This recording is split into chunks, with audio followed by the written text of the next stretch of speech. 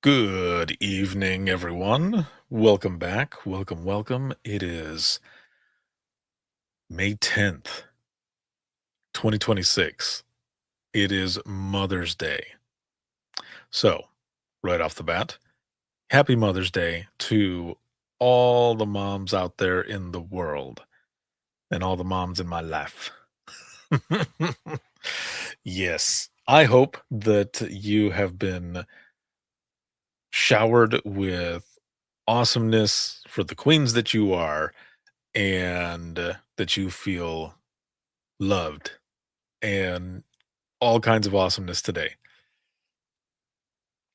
Um, it's been a couple weeks since I have done an open mic, and a lot of it because of traveling. Traveling for conferences, traveling for different projects that I'm doing, and also because of sickness. That's right. I have been sick, which sucks. It sucks a lot. A heavy cold went through my entire home, and that was not fun at all. Holy moly. That was not good. It seemed like it was just a regular cold, right? But then it hit hard. So it definitely wasn't just a small cold. But, I definitely feel way, way better. Last week, no. Last week, I would have been pushing through, and really that's what I was doing. I was pushing through, the rest of the week. I did do my coffee chat the next day, last week, Monday. It was more like a lunch thing that we did, and we spent a lot of time talking. I had meetings and everything else that was going on, so I couldn't do it in the morning, but with that said, I mean, there was a lot of pushing through going on because, I mean, work doesn't stop, and I can't just, like a lot of you, willy nilly just stop or whichever. So, um, I had to push through. I was taking a lot of meds, a lot of zinc, and really trying to get everything going. Just like a lot of you, I even did some voiceovers while I was sick, and you would have never known though. Listening to it, I had a few people listen to it, and they said, "You were sick during this?" I was like, "Yeah, dude, I was sick." Um, so yeah, again, you would have never known that I was sick or anything, but also the few voiceovers that I did, I made sure to do them early so that I could take my time the rest of the day to edit some of them and then just do the other stuff that I was doing. But oh man, also during that time, I ended up sending out these for those who were recipients of the giveaway. These Decade of Voices I Am 901 Challenge coins. They ended up going out. So for those who won, you should have gotten them already. If you did, please take a picture with it, a selfie, and post it because I want to see how you did yours. Donna, what is going on, Donna? How are you doing? Also, as we always do with Open Mic Live, a check-in on a scale of 1 to 10, 1 being shitty, 10 being awesome. How are you feeling? How are you doing? How are you coming in? Especially because I'm feeling way better. I'm at a high 8. Woo! Hell yes. I'm at a high 8 coming in right off the bat. Whew. But I felt like hell when when I took those coins to the post office. Luckily, luckily, I have an account with stamps.com, so I was able to get everything prepared here, and then all I had to do was take them to the post office, drop them off. So I walk in, but I will say this, I feel like an asshole. I do. I feel like an oh, wait, really quick. Donna says, "Hey, homie, I'm a 10 tonight because I finally started vacation. Whoop! All right. Very nice. Very nice. On vacation. I can dig that. I can dig that. Enjoy it. You deserve it, my friend. You've been going through a lot of shit and you deserve it. So enjoy it.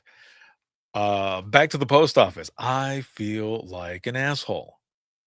And the reason I say that is because I walk in and there's a huge line.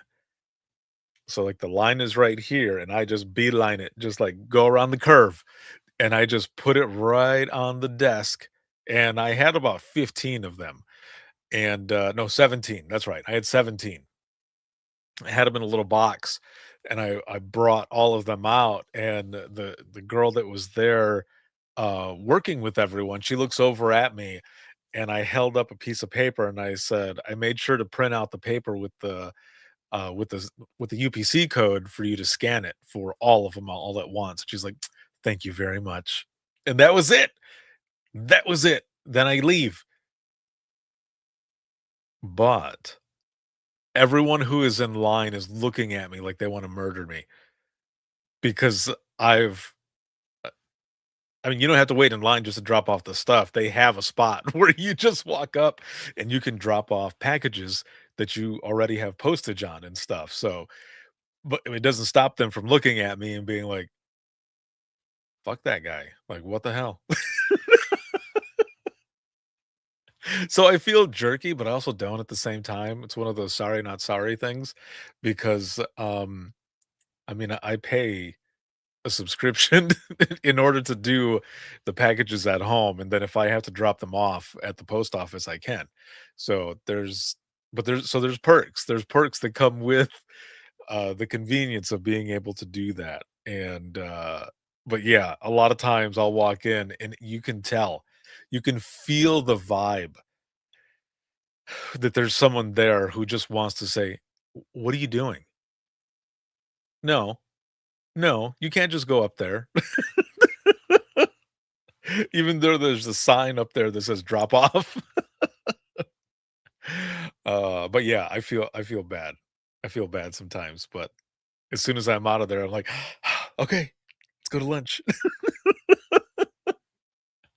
Donna says, "Flying out in the morning to meet up with my girls." What?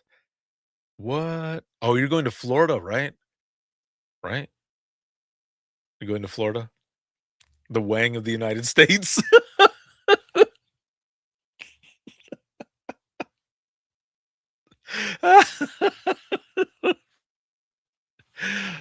I can't take credit for that. I don't remember where I heard that, but someone cracked a joke about it once, and I thought it was hilarious. But, don't get me wrong, I love Florida. My family's there. It's where I started my dispatch career. I love Florida. So I hope you have fun, man. Taking some sun for me. I would appreciate it. I really would. I would appreciate it. So let me see here. Um, episode 653 went out. Episode 654 is coming up.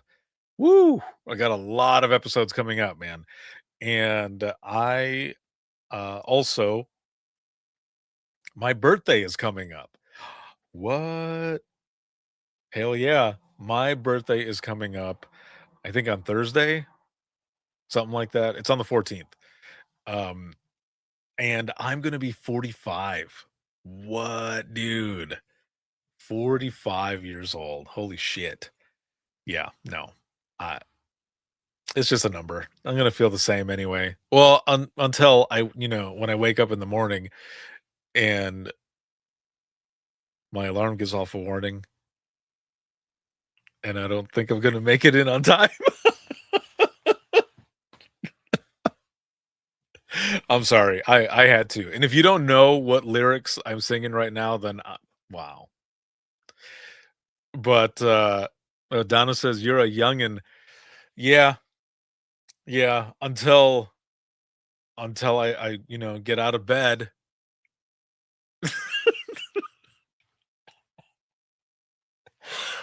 Uh I'm sorry, I wanna go right back into those lyrics because I was trying to change my wording so that it didn't sound the same, but I just said it again. Get out of bed, give myself a look. I'm in the corner just in time to see the bus fly by. It's alright, 'cause I'm saved by the bell. Oh, no. Okay, I'm sorry, I'm losing it already. Oh, shit. What I'm trying to get at, I keep going into those lyrics no matter what I say. It's just a number. I'm a youngin', as you said, Donna, but the moment I get out of bed, I'm gonna probably hear those sound effects, and I miss the days of getting out of bed without sound effects. Then again, if it's my back popping, like, I'm all about it. I I can't just pop my back anymore. I used to be able to do it, now I can't because it's so tight and it sucks. But, yeah, I'll be 45, and, it's been a good year, man. It's been a really good year. There's been a lot of good stuff going on, and I'm looking forward to more. I mean, the the following week, um, is going to be the Michigan Conference. And I haven't been to the Michigan Conference in a few years. The last time I was out there was in Kalamazoo. This time it's going to be in Muskegon. So I am super excited for that. So if any of you who are watching and listening right now, whether it be live or in the replay, if you're going to be there, I hope to see you there. I'm going to be there all week. So I'm one of the keynote speakers, and I believe that's on Wednesday. Maybe. I have to double check.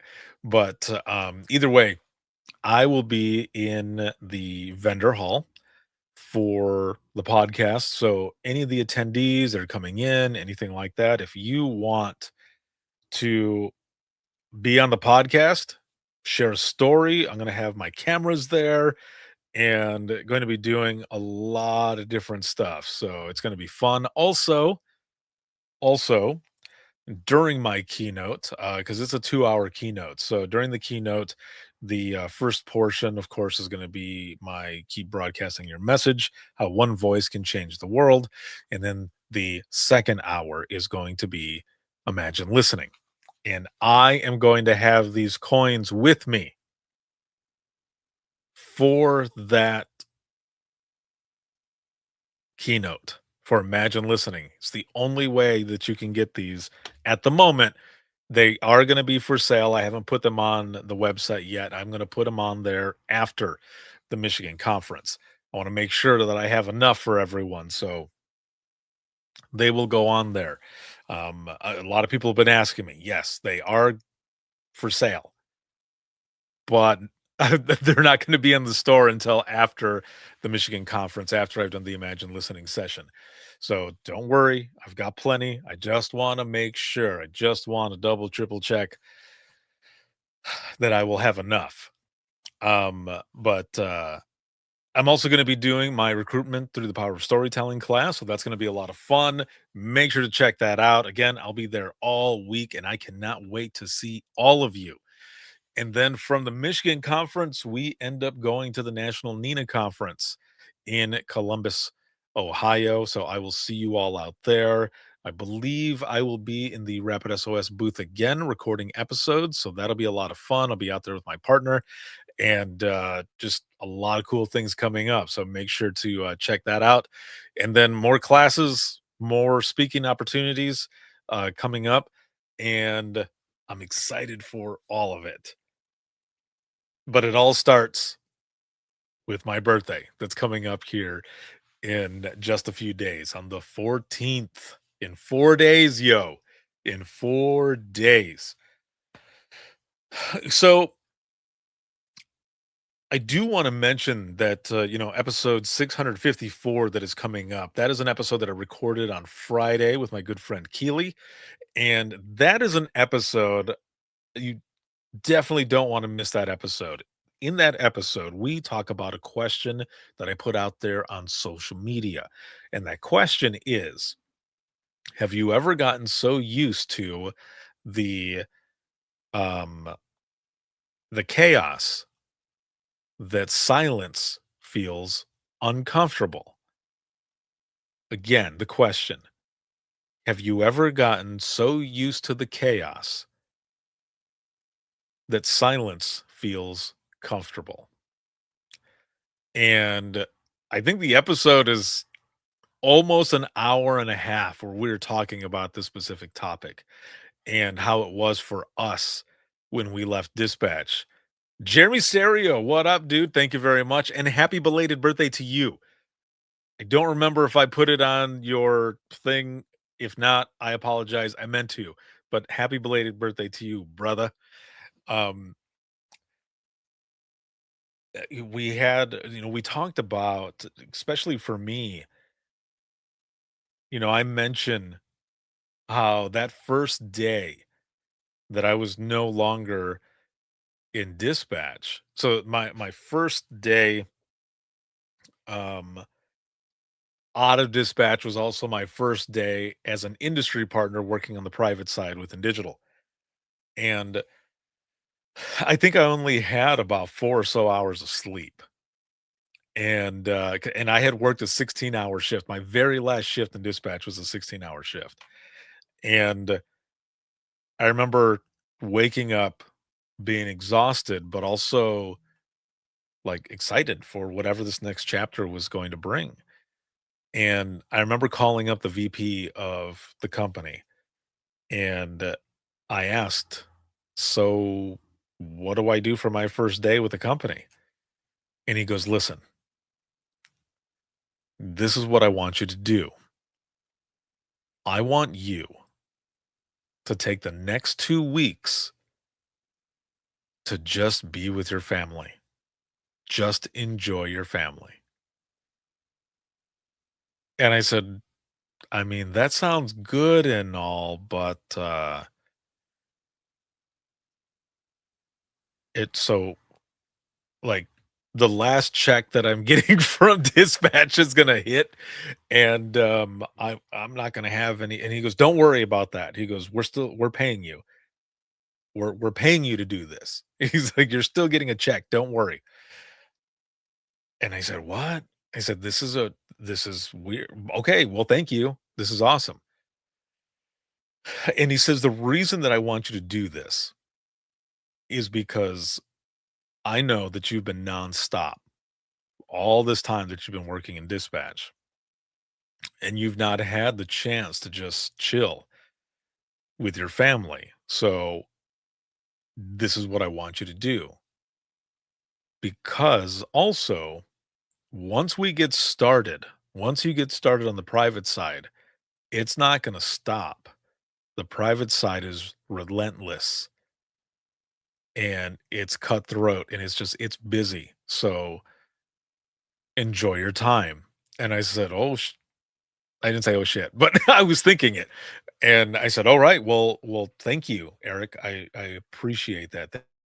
Giving me the opportunity to do so." But here's the thing, I go and I tell my family and they're like, "Yay." And I'm like, "Yay too." But as a lot of you know, when you're like nonstop on the go over and over and over and over, and it's finally time to halt, to rest, it's not the easiest thing. Like for me, I felt like I was not being productive. It was like I wasn't doing enough because I was so used to the chaos that first day, the silence was uncomfortable. I was sitting there like, "What what do I do? What do I do?" And a good friend of mine who I've known since my dispatch days, she's one of the heads of National Nina now. I remember she told me that when she first got out of dispatch, she had to learn how to feel again, and I completely understand that because I didn't know how to feel being out. Like, I was waiting. I mean, I remember going into my room and sitting at my desk that I had set up in there for work, and I sat there for a moment, and being in that silence, I grabbed a notepad and a pen, and I sat there almost as if I was waiting for the phone to ring, and then I remember thinking, "What the hell are you doing? No one's calling for you. There's nothing. You you need to just chill." And I didn't know how to do that, and it was it was a weird feeling. It was very weird, and I've had people ask me, reach out to ask, "How do you get used to the silence? Like, what do you do?" And right in the beginning, it is weird. It is a little odd because you are so used to that chaos. And don't get me wrong, I'm not saying everyone is like that because I enjoyed my silence as well, but that was my silence while I was still working in dispatch because I learned, right? I was working on that. It's weird to say that it was, and the way Keeley puts it in the episode, the yin and the yang, finding that balance in the light and dark. I had that down packed while I was in dispatch, but out of dispatch was different because I had that balance, and now it was like now it's just one, and I had to relearn that balance. Donna here says, "I love the silence, especially on the hard days. I will drive home in silence to help decompress. I spend time at home in silence as much as I can because I just need it." And I understand that. Like, I get it. And I knew how to maneuver through it, but that's because I was still in it. But once you're out, it's different. And you might not think that it's going to be different. And there are some folks who were fine with it, but eventually it comes back. And now you're like, "Whoa, shit, what do I do?" Luckily, mine was like right away because I remember sitting there, I was like, okay. And I played with my kids and everything, but still in the back of my mind, all I could think was, well, I know I'm getting paid right now and everything, but I feel like I need to be doing more. I feel like I need to be doing something. So those first couple days of those 2 weeks, it was tough. And I think what kinda helped though too was that, late at night, um, I would game with some of my dispatch friends from my center, and we would just talk and stuff, and, we would have those conversations. They're like, "So, how do you feel, man?" I'm like, "It's weird." And I'm glad I had, that sounding board because we were just talking, and they were learning so that they're like, "Oh, this is gonna be weird then when we leave," if we leave or, however it goes down. But, it was a really good conversation because Keely says something similar where she says that, when she was out, it was hard for her to grasp that it was like, nobody needs you anymore. Like, they're not gonna be calling for overtime. They're not gonna be calling for this or that, which sometimes people still call her, and probably almost 6 months after I was out of dispatch, I was still getting text messages from people saying like, "So, wait, what would you have done if this, or what would you have done if that?" And, we would talk through it, and that helped, but it was still, like, trying to get used to just not being on the go so much, and a lot of times, it would be, playing music just in the background while I was working on, different things now on the private side of 911, still in 911, but on the private side. And, or having a TV show in the background, not really paying attention to it, it's just in the background, just need a little bit of that noise, a little bit of that hustle and bustle going on. And, because sometimes silence can be the loudest. Luckily for me, with everything that I was doing, sharing stories and all of that, it was very therapeutic to do all of that, to go through all of it, and it still is, and always will be, which is why I push storytelling so much, and why I wanna help others to be able to get their stories out there and open up and share when they're ready, of course.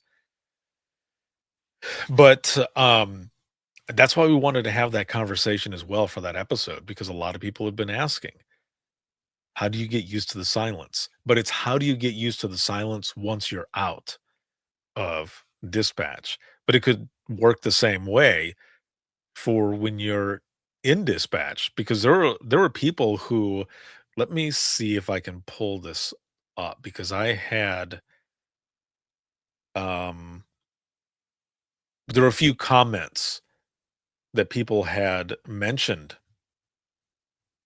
and I know I have it in my notes here, so give me a moment as I'm going through all of this. But, there were people who commented on a lot of these. So, like, for instance, this one here says, "Hey, Ricardo, May 11th marks 5 years since I stepped away from the comm center, and I've learned how to sit in the quiet now, whether it's at home or out in nature, and actually feel the peace.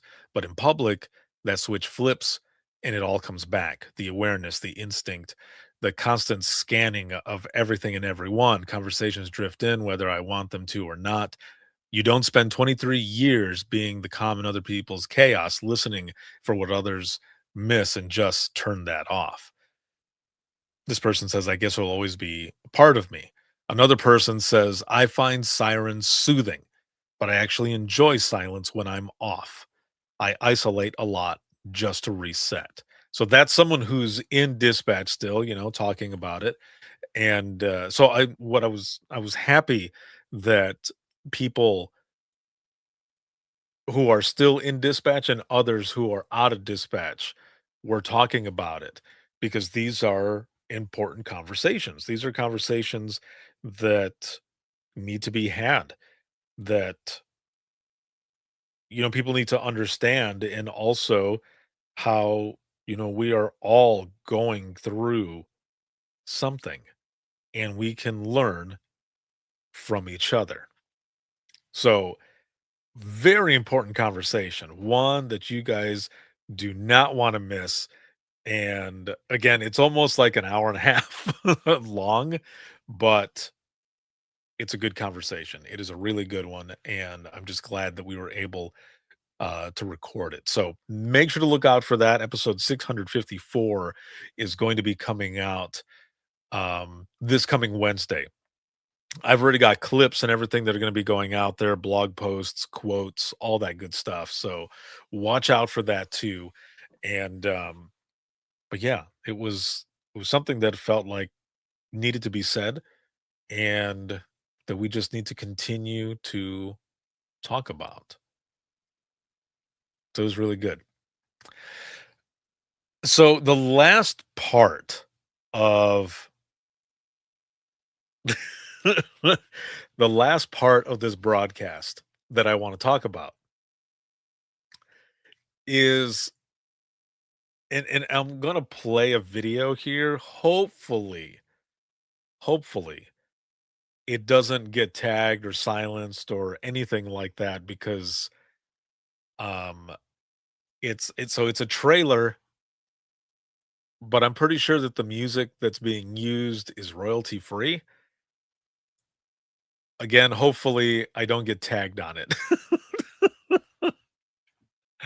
But I do want to play this. So, because last week Monday I talked about it during the coffee chat. in the trenches community. Okay. And it was something that I wanted to talk about last week Sunday during open mic, but I was sick and there was no way that I was going to be able to do it. So I'm going to play this video here now. Okay. But I want to set it up really quick. So a week ago or so, my daughter Lola and I, we were playing, we try to find survival horror games, and we had recently beat Resident Evil Requiem. This was the most recent Resident Evil that's come out, and it was so much fun. It was scary as hell, but it was so much fun. And so we went through it, and then we were trying to figure out what to play next. And she goes, you should try playing that game right there. I think you would really like it. And it's called Killer Frequency.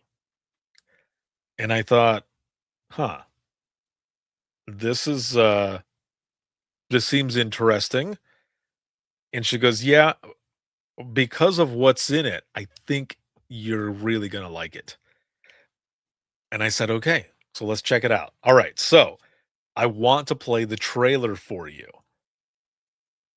I want to play the trailer and then I'll talk about it. Again, hopefully I don't get a strike on this. If the sound ends up muting, then that's what happened. But hopefully that won't happen. So let's check this out.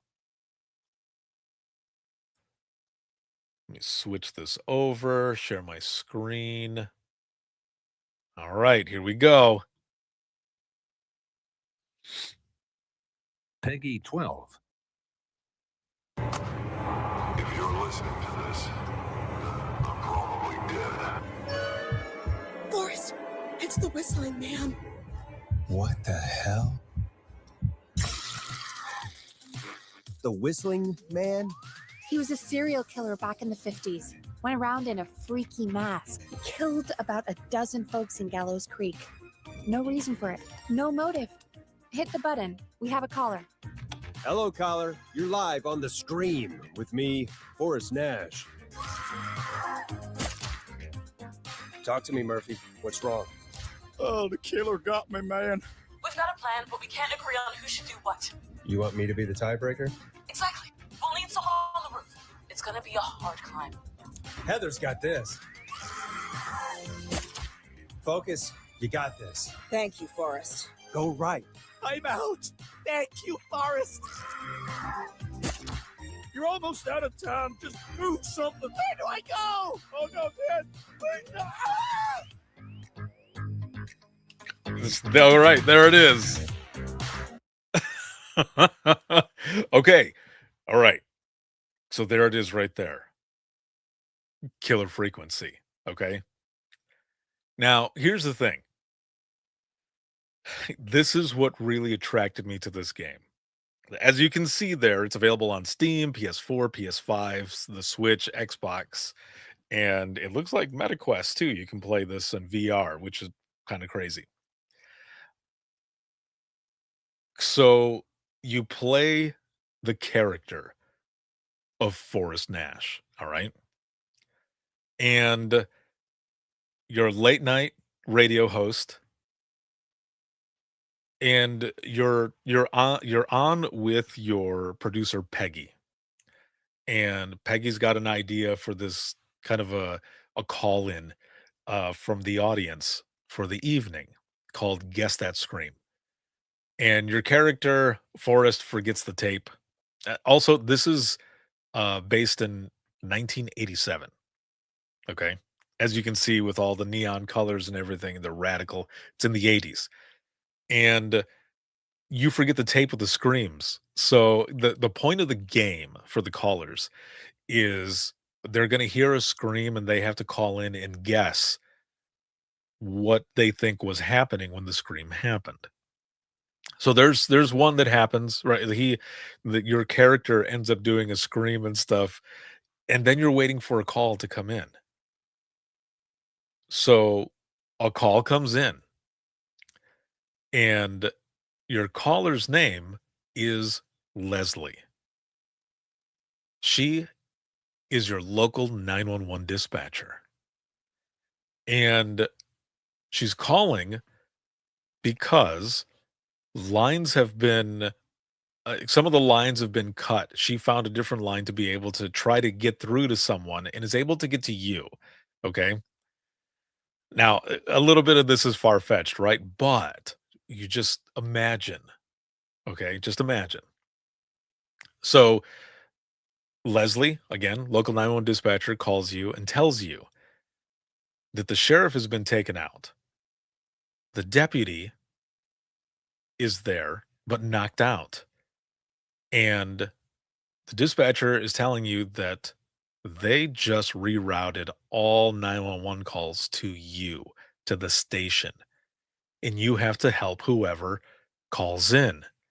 Now, also during that time, dispatch tells you that there is a killer on the loose back from the 50s called the Whistling Man.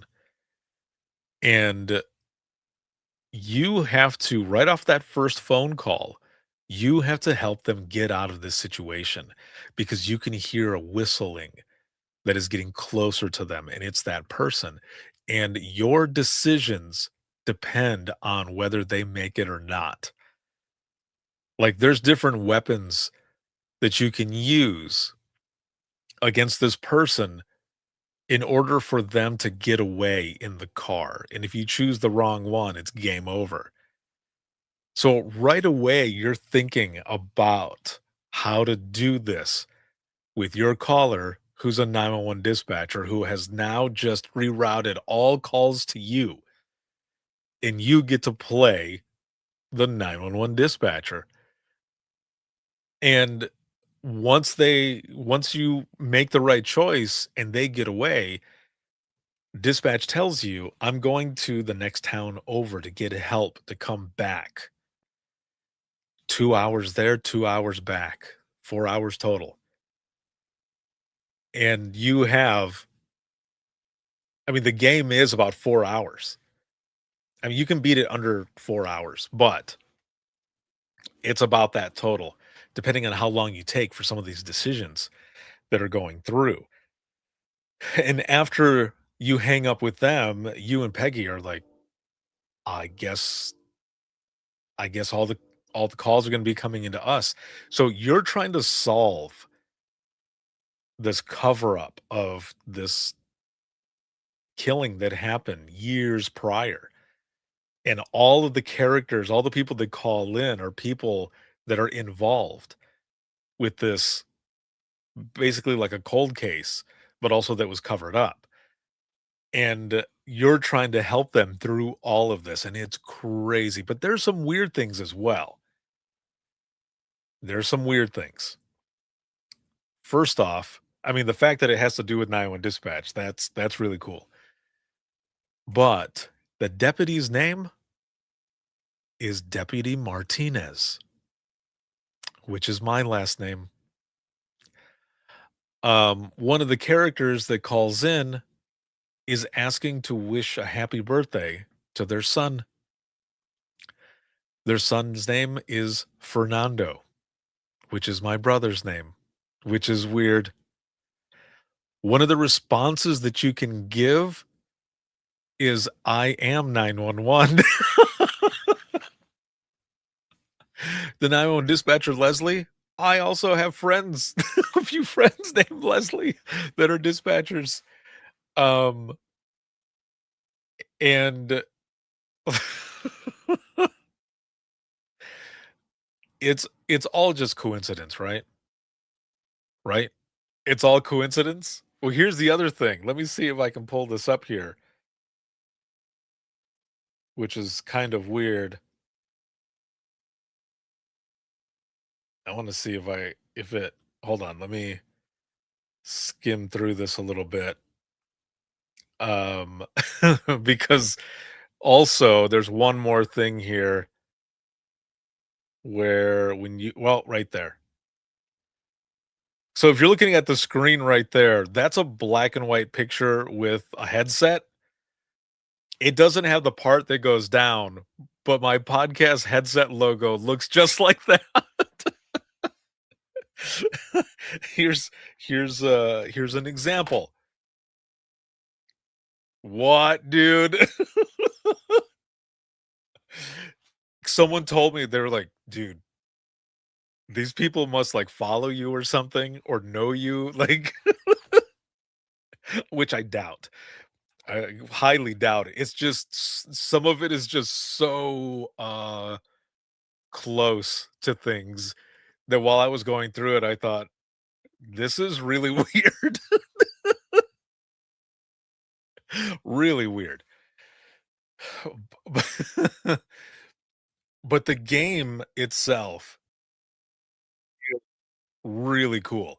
It is a lot of fun. It's a first person, survival horror, and it's a puzzle-based game as well. But here's the thing, is that there are a lot of these calls that come in that remind me really do remind me of being in dispatch. Not the specifics of the call, like, what's going on to the person, that they're, in need of an emergency. It's the other part. So, for example, there's a person that you're trying to save. They call in and they need help.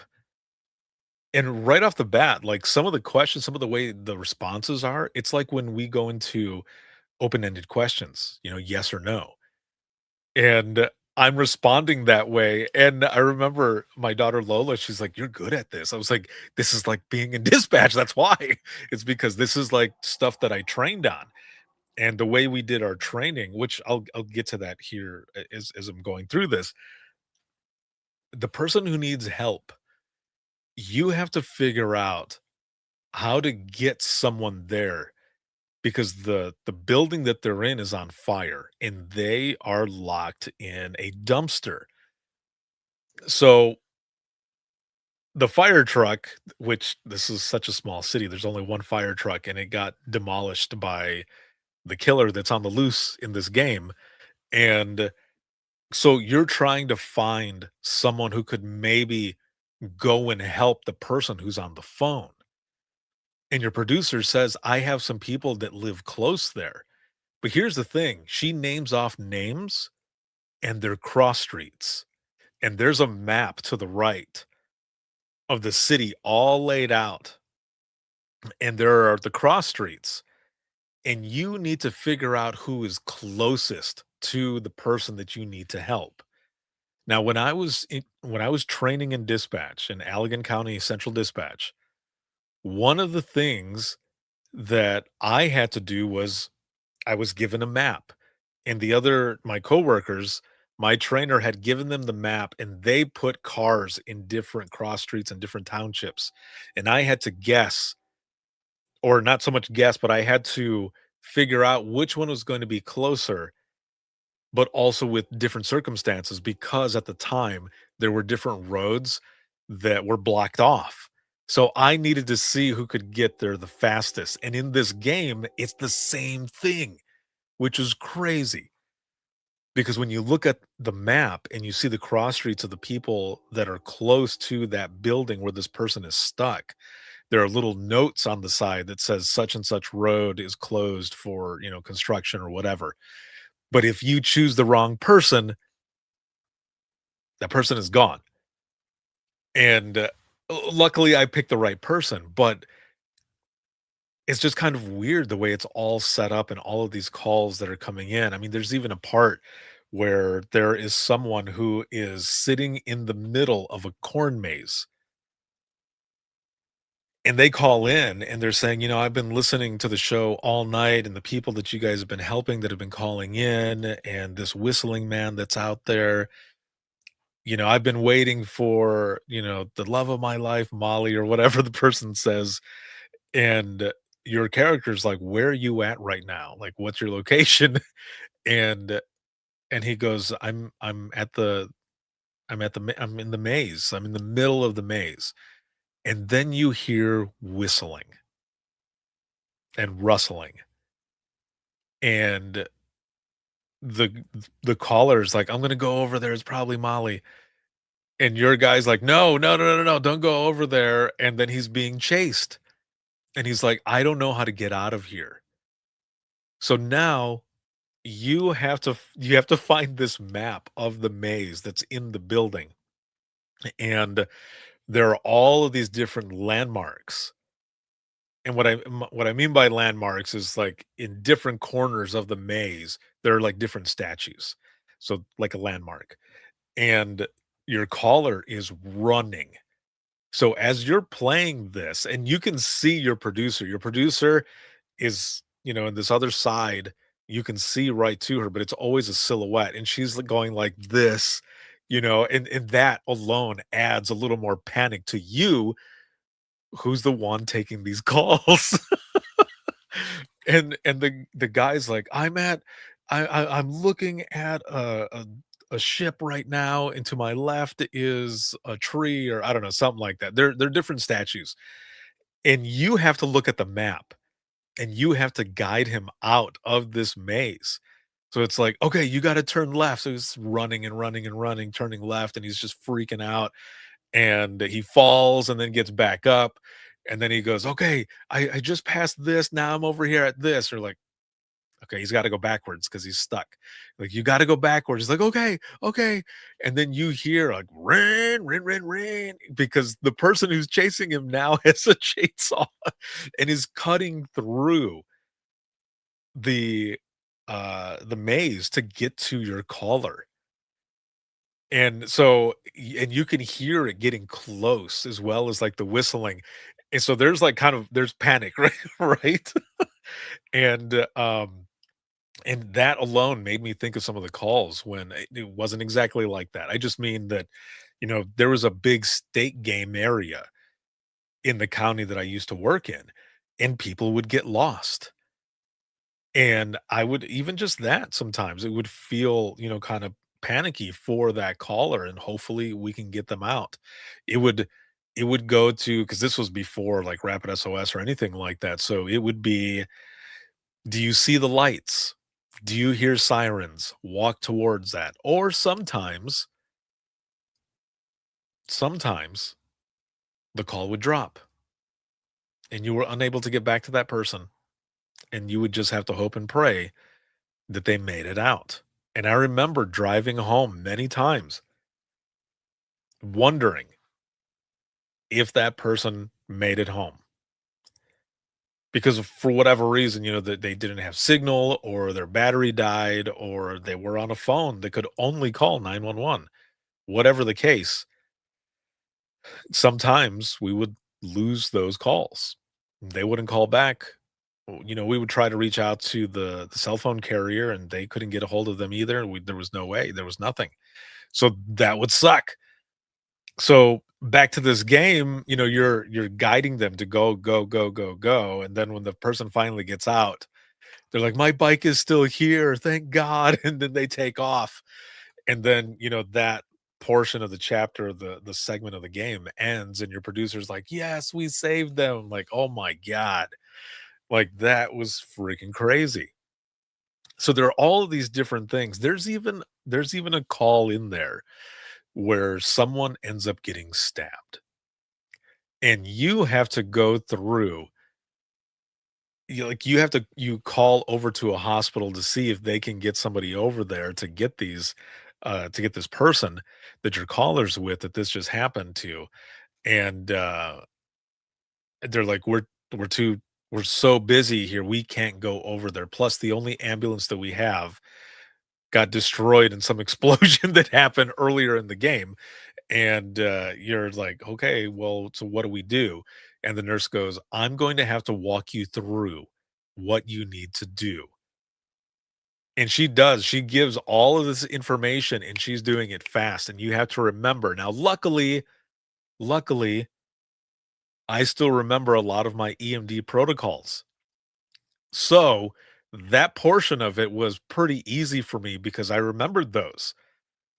And like, there was a couple decisions on there where my daughter goes, "Why wouldn't you do that?" And then I would explain. She goes, "Oh, okay, no, that makes sense now." But you have to go through all of that, and then there's a part where the person ends up going into shock, and then you have to, have them elevate their feet, and all this other stuff. And when I finished that one, I was like, dang. I was like, I felt like I was right back in the thick of it. But I feel like, in a way, I'm not saying that this would work, but I almost feel like, in a way, you could use this game as kind of part of training, just in the sense of like some of the fundamentals of like memorization, the cross streets, that part where you're trying to figure out who would get there, faster. And it's just, there's a lot of problem solving in there and thinking on your feet. And again, the responses that you give depend on whether someone lives or dies in that game. So just those fundamentals is what I mean could be used as part of training. But again, the game is called Killer Frequency. I wanted to end this open mic with that because it was really interesting going through it. And my daughter and I did we beat it. We beat the game, and afterwards we're like, oh, now we got to find another one.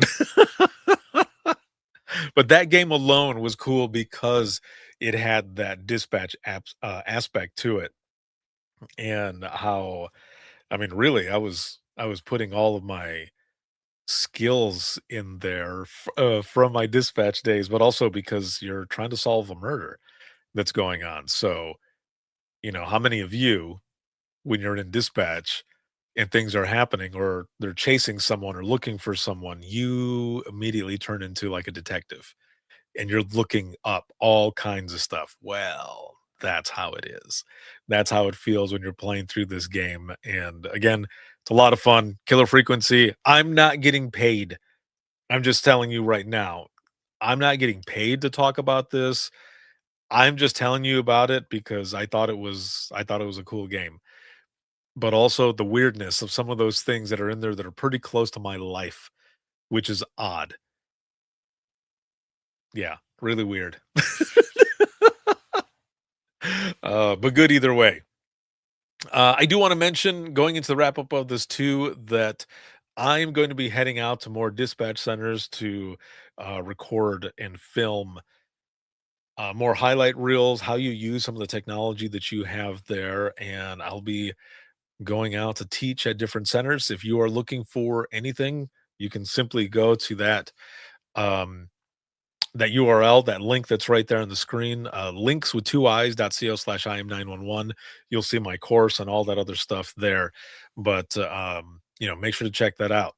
Got a lot of cool stuff coming up. And I have had a good time with you tonight. It is Mother's Day. I hope that you have had an amazing Mother's Day, that you have all done so much. We did a lot today, and everyone's already asleep. I'm the only one awake. So, um, well, my older kids might be awake. I don't know. Well, either way, um, I hope that all of you have had an excellent one, and I cannot wait to talk to you more next week for open mic. I will be in Michigan during that time, and I might actually do it on Monday instead. Um, I might do it from the booth. That'll be a lot of fun to do it from there. So keep an eye out for that. I'll let you guys know exactly what I'm going to be doing. But either way, Michigan conference is coming up. If you're going to be there, I cannot wait to see you. Also, I hope your numbers went up. Um, I'm way over 10 already. I've got a lot more content, a lot more videos, a lot more things coming out, more things coming up for the Trenches community as well, and from my partnership with Rapid SOS. So make sure to stay tuned for all of that stuff. Of course, we've got the ranch coming up in a few months, and that'll be good as well. Always is. A big thanks to my buddy Joe, as always, for that. And got a lot coming up. I'm super excited for all of it. So if you have any comments, questions, you ever want to be a guest on the show, the OG show, Within the Trenches podcast, you can go to that same link there that I mentioned, links with 2eyes.co/IM911, and you'll find everything there. My email, social media, where to follow, where to hear the latest episodes of Within the Trenches podcast, as well as the Imagine Listening podcast, which I do have a new episode coming up for Imagine Listening. It'll be the one from the Navigator conference that was out in Vegas, so make sure to look out for that. And then there's a link on there. Whether you are new to dispatch, seasoned, or you are retired, I would love to share your story. I've been doing this for over a decade. It is my passion, and I would love to get your story out there to literally the entire world. So hit me up. There's a button down there. There's 30 and 60 minutes. Unless you absolutely need the 30 minutes, go for the 60, because there's no way in hell we're going to get through an episode, especially like this, in just 30 minutes. If we were at a conference, I would make sure to keep it like 20 minutes or so, 15 to 20 minutes. But doing it virtually and everything, it's usually an hour, sometimes over an hour. And a lot of people would say to me, I have no idea what I would talk about for an hour. And then we end up recording for an hour and a half. They're like, what? Yeah, that's how it goes. Because all of you have such powerful stories with the important work that you do. And I just feel honored to be able to help to get all of them out there. So thank you for that as well, and your trust in me to share those stories, your stories. So also in there, you can find the Imagine Listening books, Volume 1, Volume 2. I'm working on Volume 3, as well as a memoir that is coming out. So make sure to look out for all of those. And also probably a small book that is just based on the If I Could Tell You One Thing. Look out for that one. That one is going to be really, really, really good. I'm excited for that one. So look out for that one too. And then any Dispatch podcast merch you can find there, as well as the link to the free Trenches community. And we're going to continue to build that up, make it the place for everyone to go to for all things 911. So check that out. Again, it is links with 2eyes.co/IM911. And shout out to subscribers as always. And then this can be seen on Facebook, YouTube, as well as X. And then for the podcast or any IM911 stories, you can find all of those on Instagram Reels, Facebook Reels, and TikTok, as well as X. And then you can listen to the podcast 24/7 on Apple Podcasts, iHeartRadio, Spotify, your favorite podcasting app, and withinthetrenches.net. Have a good one, everyone, and we will see you all in the next one.